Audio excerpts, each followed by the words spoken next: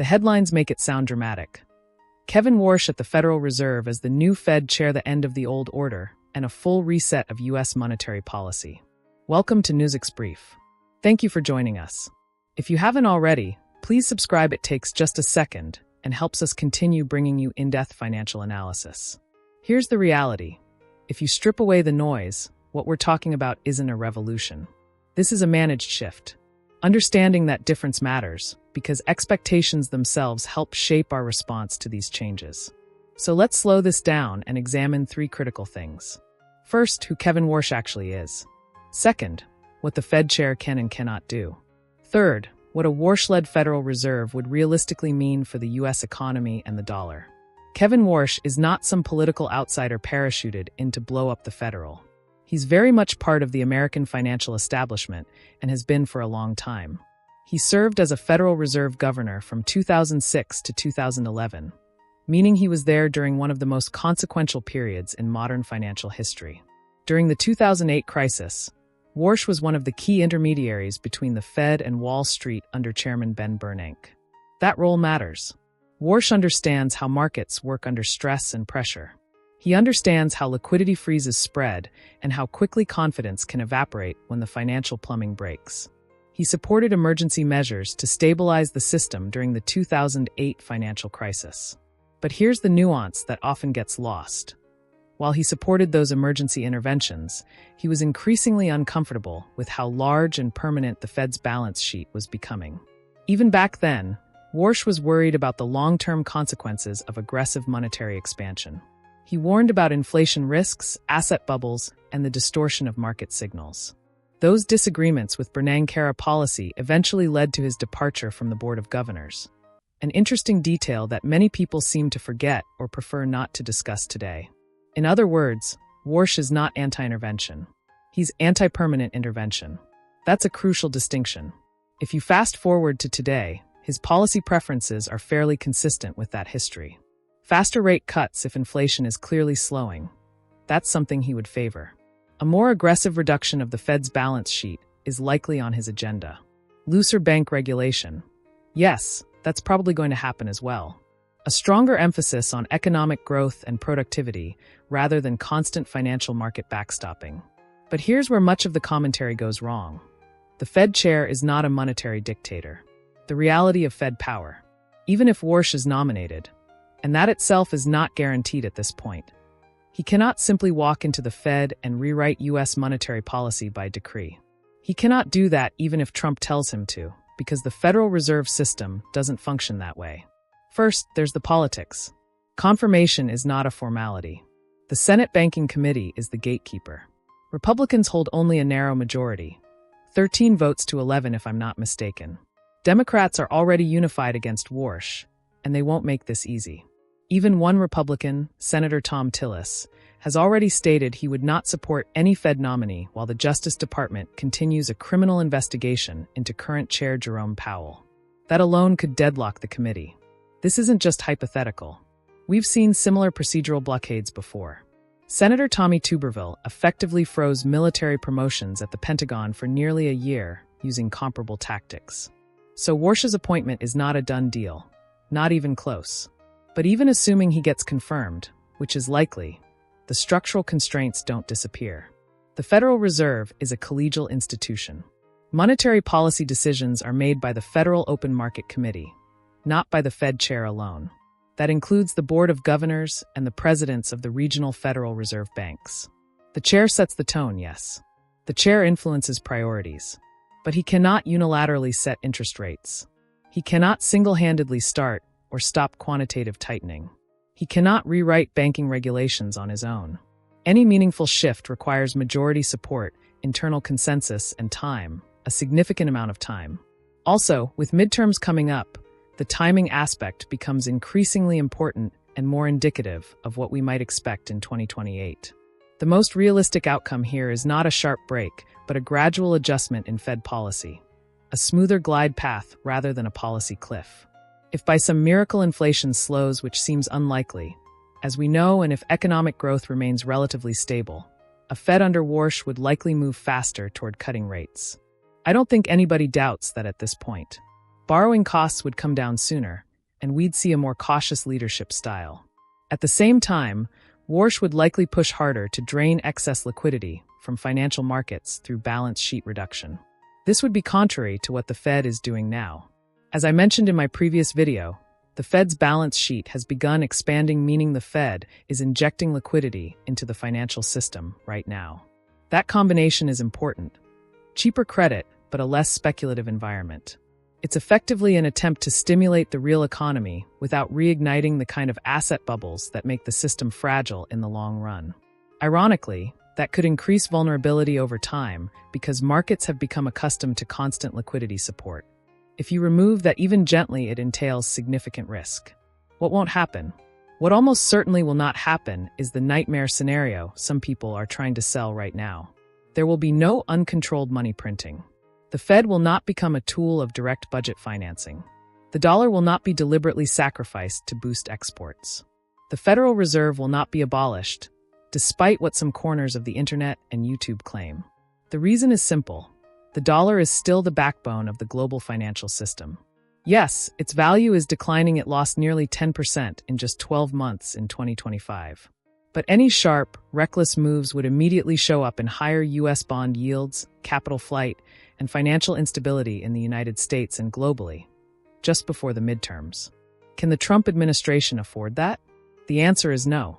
In a political environment favorable to Donald Trump, the Fed's role would likely be complementary rather than revolutionary.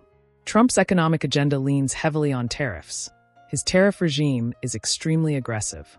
It also leans on higher fiscal spending, deregulation, and cheaper credit. This is why he wants rates down as quickly as possible. A central bank under Warsh would help Trump pursue his political agenda without focusing too much on economic fundamentals or long-term consequences. Kevin Warsh doesn't represent a monetary revolution. Rather, he represents continuity with a different emphasis, which may actually make all the difference in the long term. To fully appreciate what a Warsh chairmanship might mean, we need to understand how the role of Fed chair has evolved over the past several decades. The modern conception of the Fed chair as a quasi-independent technocrat really begins with Paul Volcker in the early 1980s. Volcker's willingness to accept a painful recession to break inflation established the Fed's credibility as an institution that would prioritize price stability over short-term political convenience.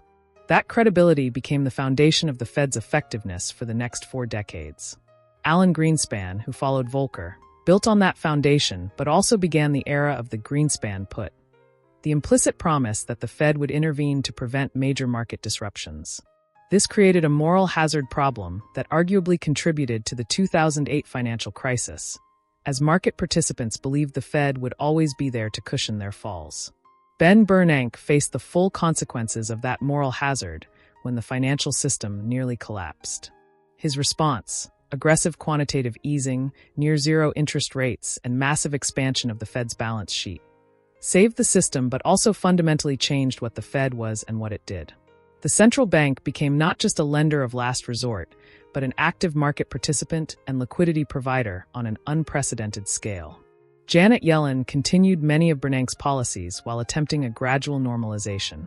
Her tenure was marked by extreme caution, reflecting the Fed's fear that withdrawing support too quickly might trigger another crisis.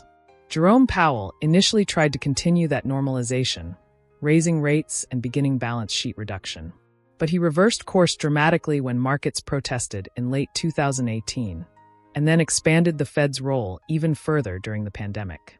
The result is that the Fed's balance sheet, which was under $1 trillion before 2008, peaked at nearly $9 trillion in 2022.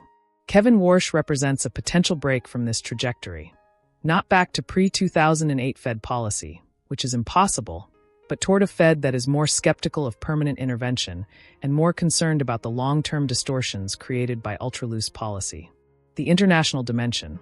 Any discussion of Fed policy must also consider the international context, which has changed dramatically in recent years. For decades, the Fed could largely ignore international considerations when setting policy. The dollar's role as the global reserve currency meant that U.S. monetary policy was effectively exported to the world, and other countries had to adjust to American decisions. That's changing. As we've discussed in previous Newsix Brief episodes, Central banks worldwide are diversifying away from dollar reserves. Gold has surpassed U.S. Treasuries as the world's largest reserve asset. Bilateral trade agreements that bypass the dollar are proliferating. Alternative payment systems are being developed. A Fed under Warsh would face a more complex international environment than any of his predecessors. If he pursues policies that weaken the dollar, even unintentionally, he risks accelerating the shift away from dollar dominance. But if he keeps policy too tight to protect the dollar, he risks choking off domestic growth. This is the central tension that will define monetary policy in the coming years. How to balance domestic objectives with the need to maintain dollar stability in a world where that stability can no longer be taken for granted. The banking sector implications. Warsh's likely preference for looser bank regulation deserves closer examination, especially in light of the bank failures we've been discussing. After 2008, regulatory reforms imposed significant costs on banks, particularly smaller institutions. Capital requirements increased, stress testing became mandatory, and compliance costs soared. Supporters argued these measures were necessary to prevent another crisis. Critics contended they created barriers to entry and reduced competition. Warsh has consistently been in the latter camp. He believes excessive regulation has made the banking system less dynamic and less able to support economic growth. A Warsh-led Fed would likely ease regulatory burdens, particularly on smaller banks. The timing here is interesting. As we covered in our recent report on Metropolitan Capital Bank's failure, smaller banks are showing signs of stress. One might think this would argue for more regulation, not less. But Warsh's view would be that regulatory costs themselves contribute to small bank fragility by reducing profitability and limiting their ability to compete. Whether this perspective is correct remains debatable. What's clear is that regulatory philosophy will shift if Warsh takes the helm. Market reactions and expectations. Financial markets are already beginning to price in the possibility of a Warsh chairmanship, even though his nomination remains uncertain. The yield curve has steepened slightly, suggesting expectations of faster rate cuts in the near term.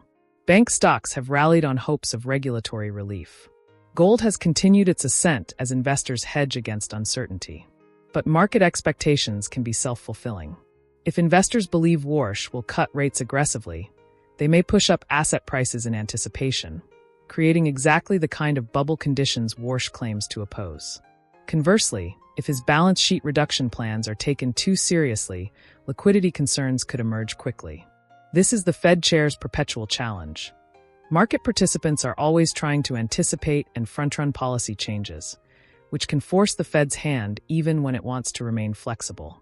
The communication challenge. One often overlooked aspect of the Fed chair role is communication. Modern central banking relies heavily on forward guidance, the Fed's ability to shape expectations through its communications about future policy. Warsh has never been Fed chair, so we don't know how effective he would be in this role. His public statements suggest he values clarity and directness, which could be refreshing after years of deliberately opaque Fed speak. But clarity has its own risks. If Warsh commits too firmly to a particular policy path and circumstances change, he'll face credibility issues if he has to reverse course. The Fed chair must also manage relationships with multiple constituencies: financial markets, Congress, the White House, international counterparts, and the general public. Each has different information needs and different incentives. Balancing these competing demands requires political skill as much as economic expertise. That's today's Newsix brief on the potential appointment of Kevin Warsh as Federal Reserve Chair. I'd love to hear your thoughts. Are you in favor or against? What do you think his chairmanship would mean for the economy? Let us know in the comments below. Thank you for watching and for your continued support. I truly appreciate you. Stay informed, stay analytical, and I'll see you tomorrow on Newsix Brief.